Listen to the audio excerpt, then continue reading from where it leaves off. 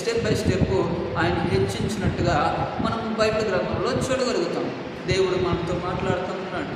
నా ప్రియమైన దేవుని బిడ్డలారా, నా ప్రియమైన దేవుని సంగమా, నా సహోదరి సహోదరులారా, ఈ ఉదయకాలంన ప్రభు మన జీవితాల్లో చేసిన ఆ గొప్ప కార్యాలను బట్టి మనల్ని కూడా ఆయన మనల్ని దీవించేవాడుగా ఉంటాడు, మనల్ని ఆశీర్వదించేవాడుగా ఉంటాడు, మన పిల్లలని అభివృద్ధి చేసేవాడుగా ఉంటాడు, మన కుటుంబాలను అభివృద్ధి ఇచ్చిన బాటలో నడిపిస్తూ ఉంటాడు.